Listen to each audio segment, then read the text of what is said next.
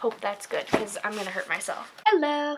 Today I wanted to do a little video showing the books that I want to read in 2019. I'm sure I'll read more than this, but these are the ones that I definitely want to get to in the next year. I only have one nonfiction, and it is Anna Kendrick, Scrappy Little Nobody. This is her autobiography. I really want to read it. I really enjoyed the Pitch Perfect movies, and I think she's a pretty interesting person, so I want to read about her life. I think this will be really good. Next are all R.L. Stine books. A lot of the books behind me I haven't actually read. Probably maybe a third of the books I haven't read yet. But these are the ones in particular that I want to read, and they're all new releases from him. His first Fear Street book after the long, 10-year pause of him not doing books for Fear Street anymore was Party Games.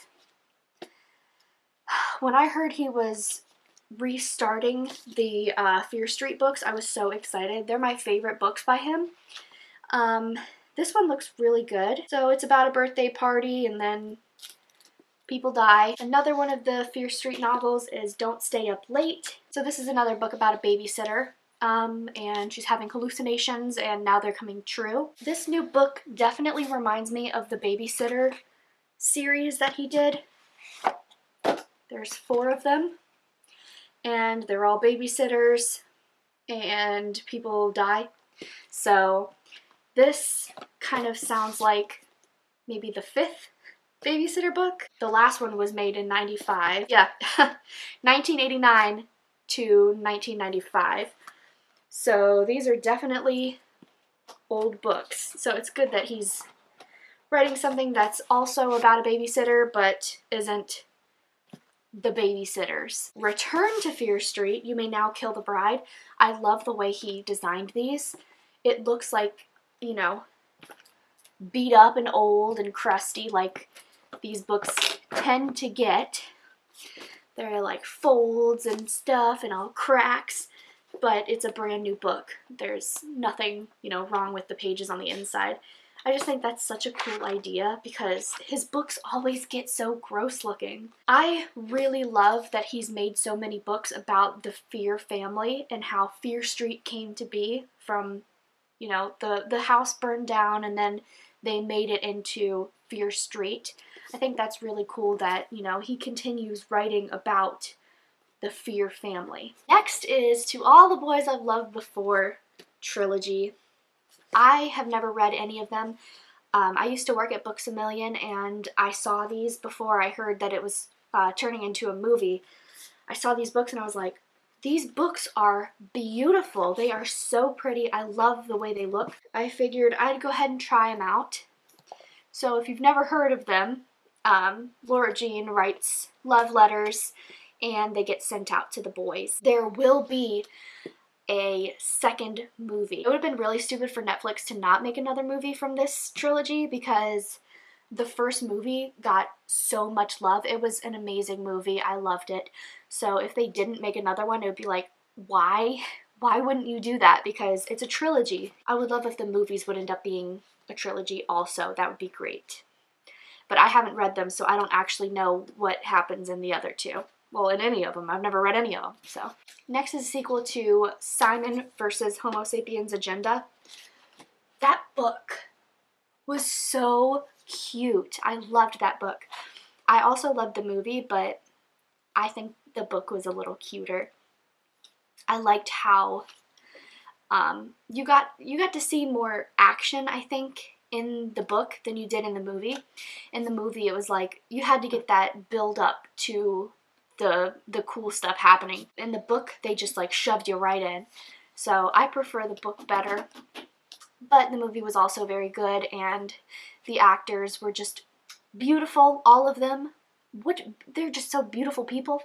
So I think it was really good. And then this is the second, Leah on the Offbeat. And this is about Leah instead of Simon.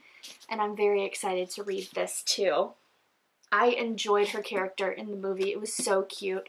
So I would love to see what they did with the second book. Next is a newer release. I actually pre-ordered this book and it was released in October, so I've had it since October and I still haven't read it yet, but I'm just so excited. It's called What If It's Us. It's by Becky who wrote the Love, Simon series, Becky Albertalli and Adam Silvera. They both die at the end. That book ruined me.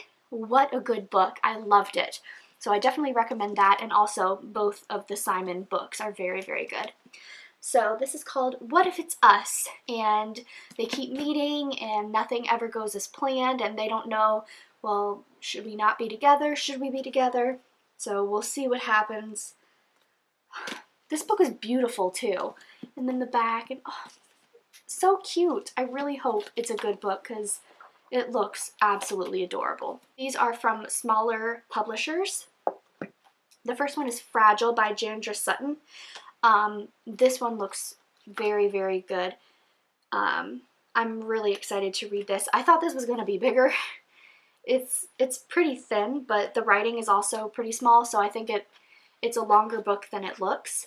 So this is a story about a deaf girl named Ava, and it's talking about, you know, her experience being deaf. Deaf doesn't mean broken, it means different.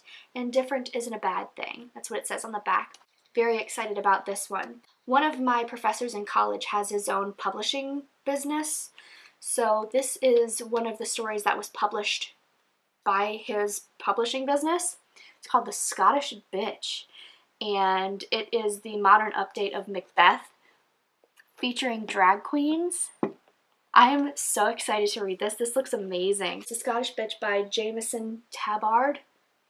All of these books will be linked in the description if you want to read any of them.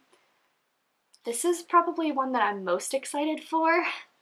Like, who thinks of that? Like, that's amazing. And next are the Monster High books. It's the Freaky Fabulous Collector's Set. This is by Lissy Harrison, who also makes the Click books. I was so invested in the Click books, it was an obsession. So I'm excited to get obsessed with the Monster High books. I absolutely love the Monster High movies. I think they're amazing. If they came out when I was a kid, I know that I would have been obsessed with all the dolls and the whole world of it.